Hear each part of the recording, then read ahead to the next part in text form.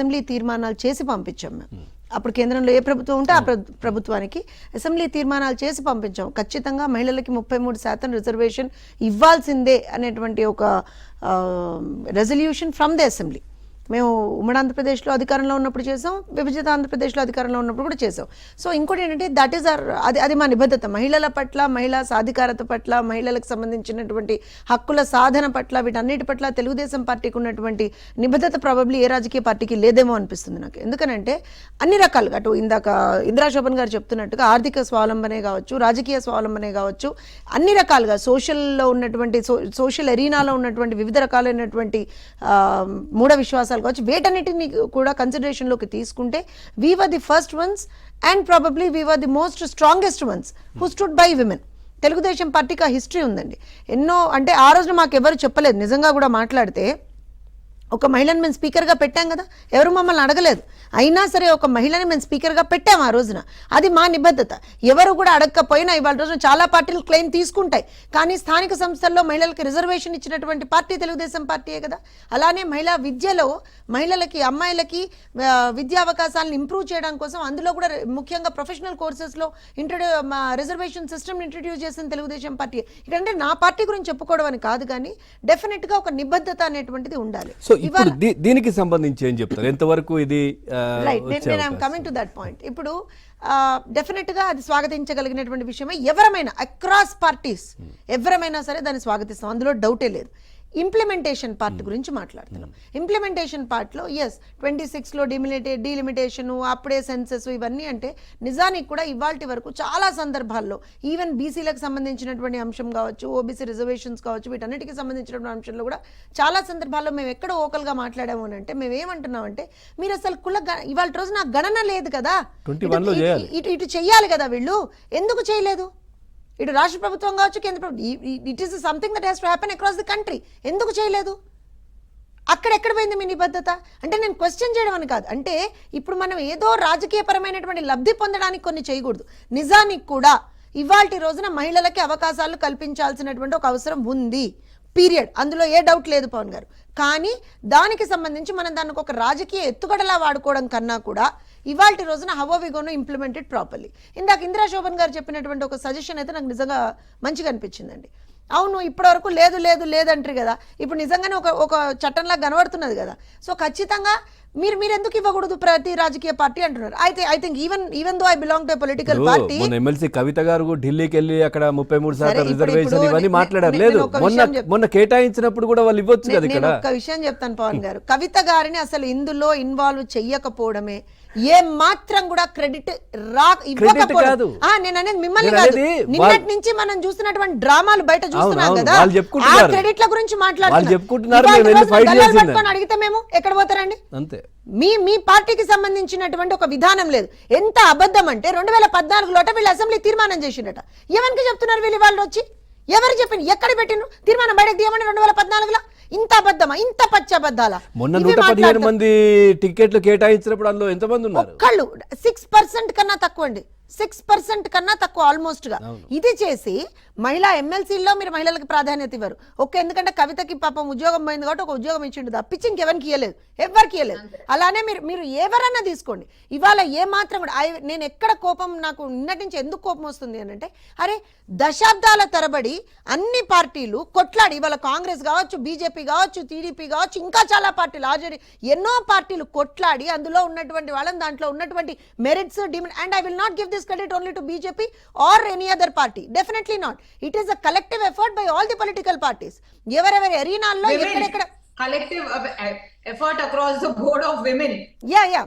I will take that point, Rachna garu. Ante ivala across the country different political parties lo unnatuvanti probably women leaders push cheyadam vallana ఏమైందో ఇదైతే అయింది కదా. దానికి నేనేదో నాకు కోపం వస్తుందిగా నేను మాట్లాడాలి. పెద్ద పెద్దోళ్ళు వచ్చి ఏ రోజున మనం కనబడిన వాళ్ళు వచ్చి ఏం మాట్లాడతారండి? ఢిల్లీలో దీక్ష పెట్టండి కావచ్చు. ఆ రోజు దీక్ష ఎందుకు పెట్టారో కూడా అందరికీ తెలుసు. అరే we know what it is all about.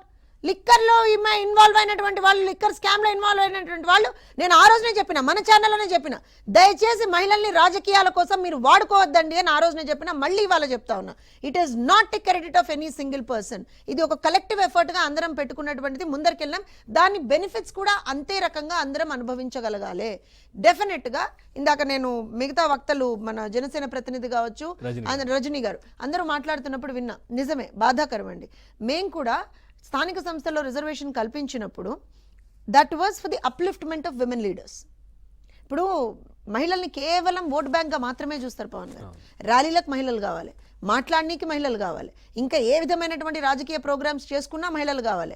ఎందుకు తెలంగాణ ఉద్యమంలో ముందరుండి వంట వార్పు చేసింది మహిళలు. మరి వాళ్ళ రోజు తెలంగాణ సర్కార్ వచ్చిన తర్వాత 2 సార్లు ఒకటే పార్టీ అక్కడ అధికారంలో ఉన్నాక కూడా ఇయాల్టి వరకు కూడా ఒక్కటంటే ఒక్క మహిళకు కూడా వాళ్ళు కరెక్ట్గా అక్కడ ఉద్యమకారులు ఎవరైతే ఉన్నారో వాళ్ళకి ఎవరికి కూడా గుర్తింపించినటువంటి దాఖలాలు లేవు. ఇది వాస్తవం కదా. మొన్నటి వరకు మహిళా చైర్పర్సన్ కూడా లేరు కదా ఇక్కడ. అది కూడా ఇక ఆ ప్యానెల్లో కూర్చున్నటువంటి మేము 4 నాకు తెలిసి రజనీ గారు could be an exception. But probably మేమందరం రోడ్ల మీదకి వచ్చి ఎక్కడ బాయ్ ఏ ఒక్క రోజున ఒక్క మాట మాట్లాడలే కవిత. అంటే రాజకీయాల కోసం మహిళల్ని, మహిళా బిల్లుని వాడుకోవద్దండి.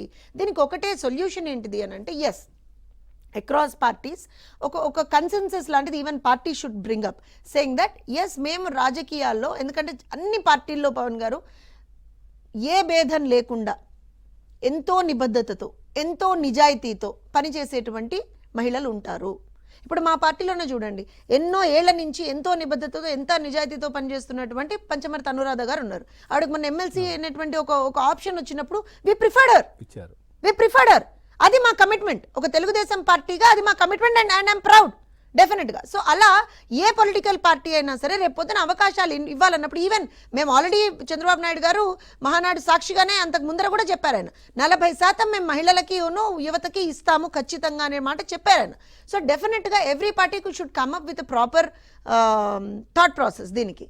ఇంకోటి ఏంటి అని అంటే, డెఫినెట్గా వీళ్ళ కూతుళ్ళో, వాళ్ళ భార్యలో, లేకపోతే ఇంకోళ్ళ చెల్లెల్లో, అమ్మలో అట్లా తీసుకొచ్చేటువంటి ఒక అవకాశం ఉంటుంది.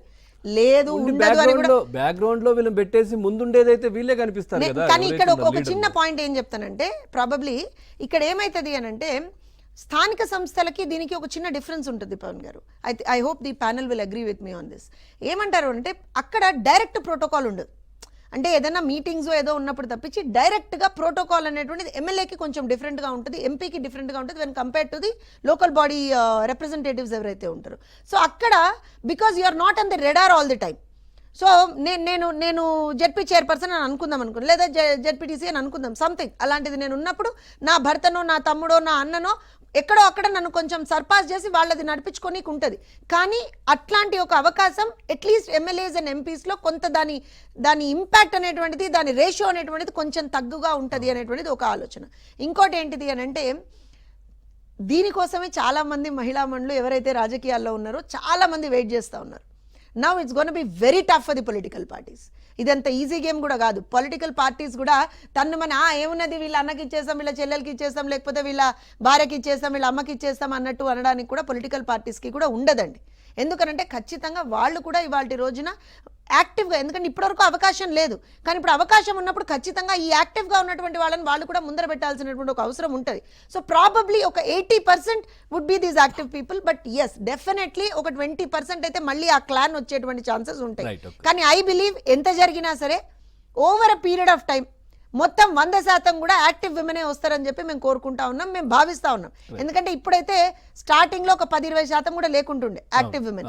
ఇప్పుడు నిజంగా స్థానిక సంస్థల్లో కనుక మనం తీసుకుంటే సర్పంచ్ కాడి నుంచి యాక్టివ్ విమెన్ కనపడతా ఉన్నారు, చదువుకున్న మహిళలు కనపడతా ఉన్నారు. ఎందుకంటే మొన్నే మనం చూసినాం, ఇటు తెలంగాణ కావచ్చు, ఆంధ్రప్రదేశ్ కావచ్చు, చదువుకున్న మహిళలు, అవగాహన ఉన్నటువంటి మహిళలు, మాట్లాడగలిగినటువంటి మహిళలు, వాళ్ళందరూ బయటకు వచ్చి వాళ్ళ రోజున కంటెస్ట్ చేస్తా ఉన్నారు, గెలుస్తా ఉన్నారు కూడా. సో డెఫినెట్ గా అలాంటి ఒక స్థితి over a period of time వస్తుంది. టీడీపీ పార్టీలో సీనియర్స్ చాలా మంది ఉన్నారు మహిళలు, కానీ జనసేన పార్టీలో ఇప్పుడు చూస్తే కనుక కొత్తగా అందరూ యువతులు అంటే యంగ్ స్టార్స్ అందరూ కూడా వచ్చి మాట్లాడుతున్న పరిస్థితి కనిపిస్తా ఉంది దాంట్లో. ఇప్పుడు అంటే ఒకటి ఏమవుతుందంటే, conviction of the party is very important. ఇప్పుడు మా లాంటి వాళ్ళం ఉన్నాం. ఇప్పుడు నన్నే ఎగ్జాంపుల్గా తీసుకోండి.